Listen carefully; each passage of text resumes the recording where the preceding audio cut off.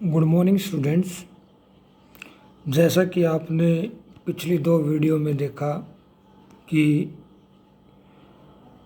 इस्लाम के उदय से पूर्व अरब की भौगोलिक, राजनीतिक और सामाजिक व्यवस्था कैसी थी और अरब में इस्लाम का उदय कब हुआ, कैसे हुआ, इस तरह के दो टॉपिक के ऊपर आपने चर्चा को अध्ययन किया। आज हम फिर से आपके समक्ष हज़रत मोहम्मद, पैगंबर हज़रत मोहम्मद के द्वारा दी गई इस्लाम में शिक्षाओं का व इस्लाम से संबंधित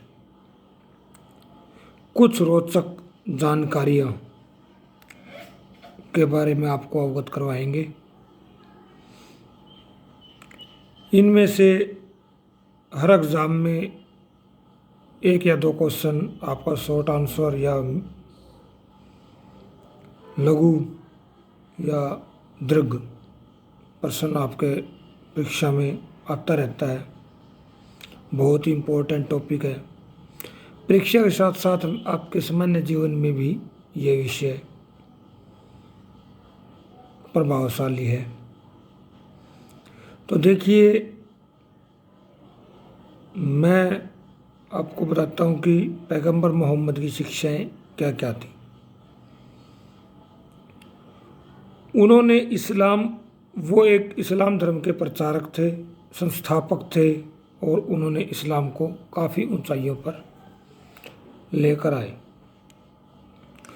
उन्होंने अल्लाह एक है, मोहम्मद उनके पैगंबर हैं।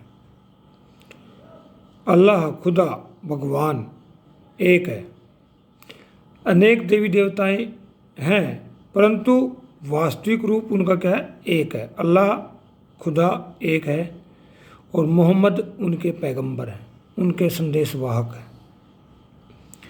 इस्लाम में विश्वास करने वाले प्रत्येक मुस्लिम को 5 बार तथा शुक्रवार को सामूहिक नमाज अदा करनी चाहिए।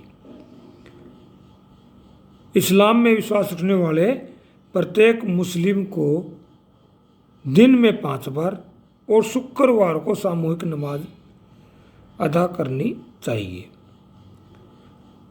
नंबर 3, रमज़ान के महीने में प्रत्येक मुस्लिम को रोज़ा होता है उपवास रखना चाहिए। नंबर 4, प्रत्येक मुस्लिम को जीवन में एक बार हज धार्मिक यात्रा यानी कि मक्का की यात्रा करनी चाहिए। ठीक है। नंबर 5, प्रत्येक मुस्लिम को गरीबों को दान देना चाहिए। ये 5 बातें थी जिनके ऊपर हज़रत मोहम्मद ने अपनी इस्लाम धर्म के अंदर आधार बताया। और इस्लाम में इन 5 बातों के अतिरिक्त कुछ अन्य शिक्षाएं हैं जो कि बहुत महत्वपूर्ण है। इनका वर्णन इस प्रकार है। संसार में सब कुछ अल्लाह की इच्छा से होता है। संसार में फरिश्ते 2 तरह के होते हैं, अच्छे अल्लाह की और बुरे शैतानों की सहायता करते हैं। अच्छे जो होंगे वो अल्लाह की सहायता करेंगे और बुरे शैतानों की सहायता करेंगे। अल्लाह के पैगंबरों की संख्या कितनी है? 28। आदम पहला और मोहम्मद अंतिम पैगंबर है। आदम पहला पैगंबर और मोहम्मद अंतिम पैगंबर है। कुरान पवित्र और श्रेष्ठ ग्रंथ है। अल्लाह के समक्ष कोई अन्य देवी देवता नहीं है। इस्लाम दासता का समर्थन नहीं करता है। इस्लाम में मूर्ति पूजा, मदपान, ऐश्वर्यता, विलासिता की जिंदगी निषेध है। तो इस प्रकार उन्होंने 5 शिक्षाओं के साथ में अन्य 7 शिक्षाएं इस्लाम में दी और जिसके आधार पर इस्लाम को एक पवित्र और एक अच्छा धर्म बनाने के लिए प्रयास किए।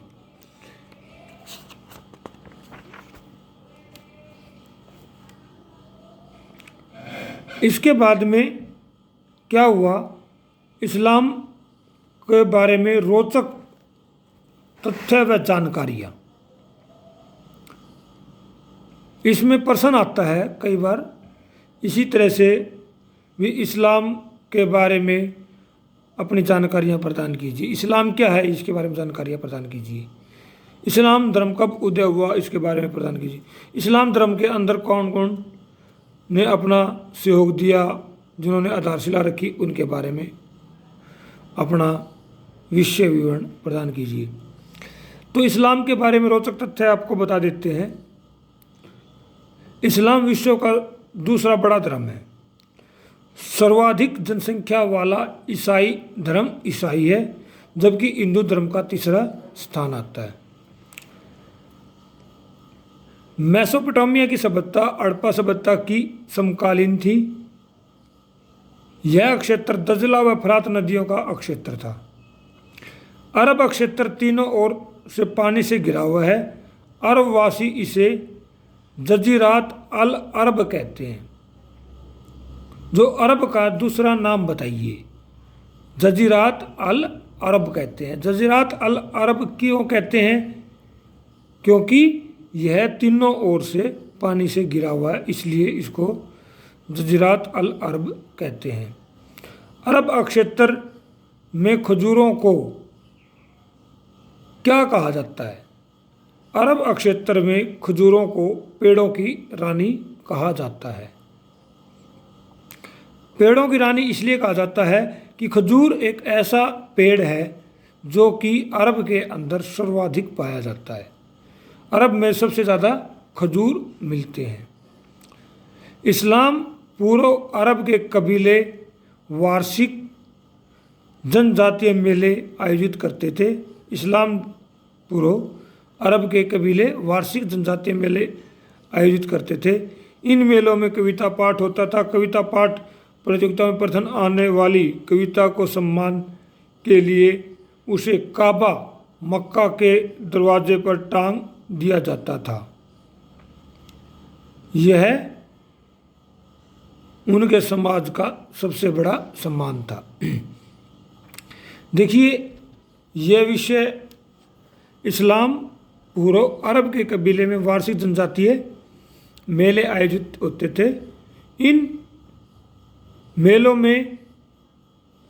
में क्या होता था? कविता पाठ होता था। और कविता पाठ प्रतियोगिता में पहले आने वाले कविता के सम्मान के लिए उसे काबा मक्का के दरवाजे पर टांग दिया जाता था। यह उनके समाज का सबसे बड़ा सम्मान था। सबसे बड़ा सम्मान क्या था? मक्का के दरवाजे के ऊपर टांगना। नेक्स्ट, दिस पहाड़ी पर जब्राइल द्वारा बोले गए पहले शब्द थे। देखिए, यह प्रश्न पूछा जाता है, दिस पहाड़ी पर जब्राइल के द्वारा बोले गए पहले शब्द क्या थे? तुम अपने खुदा जिसने तुम्हें उत्पन्न किया है को याद करो, तुम्हारा प्रभु अत्यधिक उदार है। क्या शब्द थे? तुम अपने खुदा अल्लाह को जिसने तुम्हें उत्पन्न किया है को याद करो, तुम्हारा प्रभु अल्लाह अत्यधिक उदार है। पैगंबर मोहम्मद ने विभिन्न कबीलों के लोगों में संबंध स्थापित करने के लिए कहा था। वास्तव में एक धर्म में विश्वास करने वाले भाई के अलावा कुछ नहीं होते।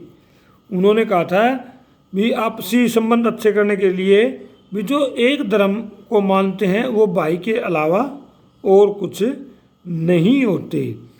पैगंबर मोहम्मद की स्वर्ग की ओर रामी की यात्रा जेरूसलम नामक स्थान पर स्थित चट्टान से मानी जाती है।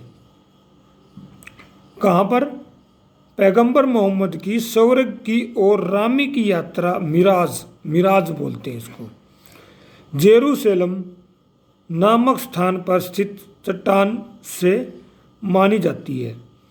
फातिमी वंश का संबंध पैगंबर की बेटी फातिमा से है।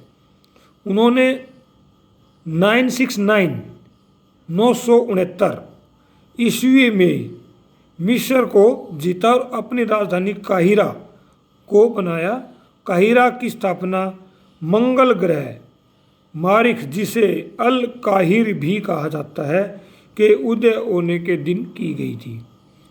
तो ये इस तरह के रोचक तथ्य थे जिसके बारे में इस्लाम और अरब के बारे में हमें काफ़ी कुछ जानकारी मिलती है। पैगंबर मोहम्मद की सफलता। इस्लाम धर्म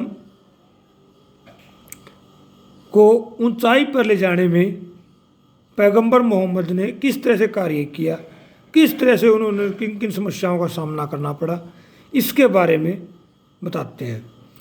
मदीना पहुंचने पर भी मक्का के परंपरावादियों ने उनका विरोध जारी रखा। मदीना में भी मोहम्मद के अनुयायियों पर आक्रमण हुआ। अतः अब मोहम्मद साहब ने अपने अनुयायियों को स्वरक्षा के लिए हथियार उठाने का आह्वान किया। विरोधियों से उनके 3 युद्ध हुए, जिसमें अंततः उन्हें सफलता मिली। उसके बाद में आंतरिक शांति और प्रशासन की ओर ध्यान दिया। उन्होंने अपने समर्थकों की संस्था उमा को धीरे धीरे शक्तिशाली बनाया। प्रशासन की सारी जिम्मेवारी इसी संस्था ने निभाई और 630 ईस्वी में पैगंबर मोहम्मद वापस मक्का आ गए। यहाँ आकर उन्होंने विभिन्न कबीलों के बीच में तालमेल और शांति व्यवस्था स्थापित की। देखिए, इसमें एक क्वेश्चन ये बनता है भी पैगंबर मोहम्मद वापस मक्का कब आए? 1930 में। और 1930 में आगे क्या किया? उन्होंने विभिन्न कबीलों के बीच में शांति स्थापित की और तालमेल बनाकर शांति स्थापित की। अपने अनुयायियों के लिए विशेष नैतिक आदर्श व सामाजिक मान्यताएं निर्धारित की। उन्होंने उन लोगों के साथ भी तालमेल बनाने का प्रयास किया जो उनके अनुयायी नहीं थे, अर्थात उमा के सदस्य नहीं थे। जो उनकी कार्य प्रणाली, व्यवहार, आचरण, शासन पद्धति, आदर्शों का वहाँ के कबीलों पर सकारात्मक प्रभाव पड़ा। वहाँ का जो समाज था उसके ऊपर इस चीज़ का काफ़ी अच्छा प्रभाव पड़ा। अब बहुत से कबीले उनके समर्थक बन गए तथा बड़ा बनता गया उनके धर्म में और उनके धर्म में आ गए। इस प्रकार क्या हुआ? मुस्लिम समुदाय लगातार बड़ा बनता गया। वास्तव में पैगंबर मोहम्मद की कार्य प्रणाली ने उन्हें लोकप्रिय बनाया। 632 ईस्वी में उनकी मृत्यु हो गई, परंतु उस समय तक मदीना इस नव स्थापित राज्य की राजधानी तथा मक्का धार्मिक विश्वास का केंद्र बन चुका था। 632 में मृत्यु हुई तो क्या हुआ? मक्का तो अरब की राजधानी बना, मुस्लिम साम्राज्य की राजधानी बना, और मदीना मक्का एक धार्मिक केंद्र बना और मदीना एक राजधानी के रूप में, नव स्थापित राजधानी, राज्य की राजधानी के रूप में स्थापित किया गया। इस प्रकार पैगंबर मोहम्मद ने थोड़े समय के लिए नए क्षेत्र में नया धर्म इस्लाम और एक नया राज्य स्थापित कर दिया। आज नया राज्य और तथा एक नया धर्म मुस्लिम को संगठित करने का प्रयास किया। तो विद्यार्थियों, इस प्रकार पैगंबर मोहम्मद ने बगैर निस्वार्थ भाव से अरब क्षेत्र में अंधविश्वास, अनेक देवतावाद व जो भ्रांतियाँ व आपसी कलह की स्थिति को एक अच्छे रूप में पिरोते हुए एक नए मुस्लिम साम्राज्य का गठन किया और इस्लाम का प्रचार किया, जिसके अंदर सभी को समानता का दर्जा दिया गया, शोषण और बुराइयों के विरुद्ध जंग छिड़ी गई, विरोधियों को भी सम्मान के साथ में बातचीत करने का स्थान दिया गया। अब आगे हम अगले लेसन में हम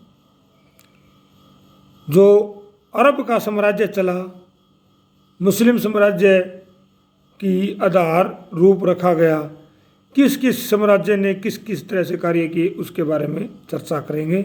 नेक्स्ट वीडियो में मिलते हैं। थैंक्स।